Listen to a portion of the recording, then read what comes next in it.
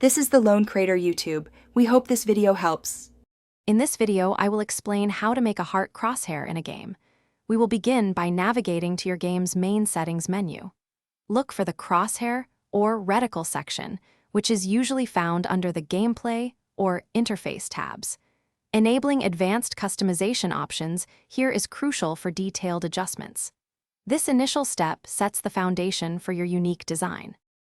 Once in the Crosshair menu, you will find various parameters to adjust.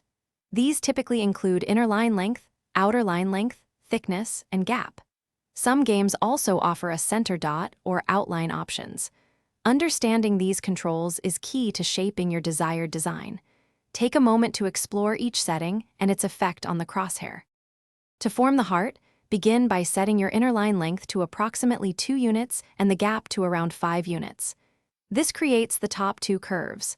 Next, adjust the outer line length and thickness to form the bottom point.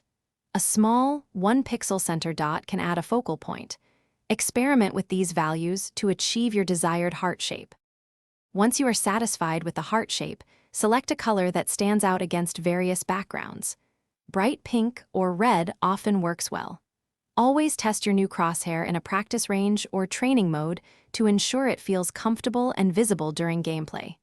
Finally, remember to save your custom profile so you can easily switch back to it. Thanks for watching. Consider subscribing if we helped you.